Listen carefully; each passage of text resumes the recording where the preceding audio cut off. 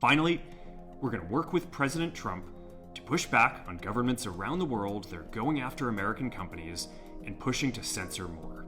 So I'm going to talk about this and a few other things. And as I do, I want you to keep saying to yourself, no one is coming to save us. We are on our own. Mark Zuckerberg just announced changes to Meta. Those changes primarily being we're going to get rid of fact-checking altogether, and we're going to rely instead on community notes. Now, Twitter has community notes. It's the only good thing on Twitter, where basically if you see something that isn't true, you can then bring like articles and cite things that prove it's not true, and that'll get attached to the post so anyone seeing the post after that point sees, oh, but this isn't true. Problem is, if that's the only moderation you have, it doesn't catch nearly enough. Misinformation spreads like wildfire on Twitter. Support of dangerous ideology spreads like crazy. It takes something breaking through the echo chamber it's in and going viral to even get the opportunity to be community noted, and at that point, millions of people have consumed it. But in the full video announcement where he chose to be dressed like one of the bros, he said a lot more than that. He said stuff like, oh, we tried to be more inclusive by supporting like ideas about like gender and so forth. But in doing so, we silenced some of the bros who were opposed to that. We're going to make sure their voices are heard too. You mean you shut down like blatantly transphobic and homophobic shit, and now you're like, no, we're going to let you have a voice? Cool. Or I talked about our moderation has been done out of California. We're shutting that down. We're going to move it somewhere where it could be more even keel, where it could be fair, Texas.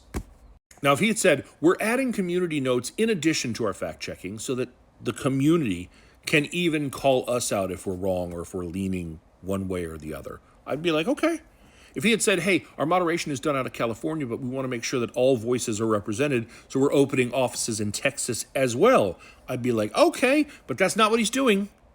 No, he's clearly swinging to the other side. And for all of you who are like, oh no, he's scared of Donald Trump, he's been painted into a corner, he has no choice, you haven't been paying attention. Allow me to present this. When a president is elected, they have an inauguration. People can donate to the party that happens. There's an event, and they can donate to that. When Joe Biden was inaugurated, Meta gave him no money. Tim Cook of Apple gave him no money. Sam Altman runs OpenAI, no money. Google gave him $200K and Amazon gave him $200K. A grand total of $400K. This is the same list for Donald Trump's inauguration. They all gave $1 million. But wait, these are the woke companies and the woke CEOs. They gave Joe Biden and the Democrats almost nothing, and they're giving Donald Trump $1 million each. How could this happen? No one is coming to save us. We are on our own.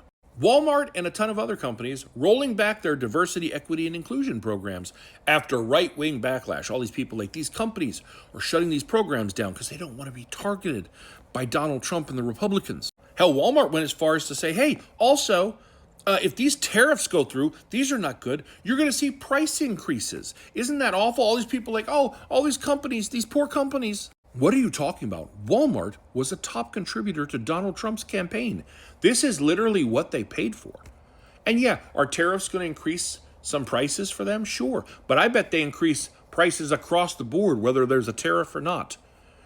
Cut to them in a shareholders meeting, bragging about record profits. People boycott Chick-fil-A because at one point they were donating to charities that support, among other things, conversion therapy. And while the company doesn't do that anymore, the owner still does support those charities. Do you know what those charities are that they were donating to that support conversion therapy? Because the main one was this. How many people who boycott Chick-fil-A will drop change in that bucket at Christmas time? The Salvation Army supports conversion therapy. They were the biggest one when all of that went down. Meanwhile, you know what Chick-fil-A doesn't do? They don't donate to politicians. You know who does? McDonald's and Wendy's. So the people who boycott Chick-fil-A will eat at McDonald's and Wendy's because during Pride Month, they put rainbows everywhere and talk about how inclusive they are, while simultaneously giving money to politicians who champion and pass legislation that harms the LGBTQ plus community. I'm not saying don't boycott Chick-fil-A. I'm saying keep that energy across the board. Corporations are not woke. They don't care about you. They are beholden only to their shareholders. No one is coming to save us. We are on our own.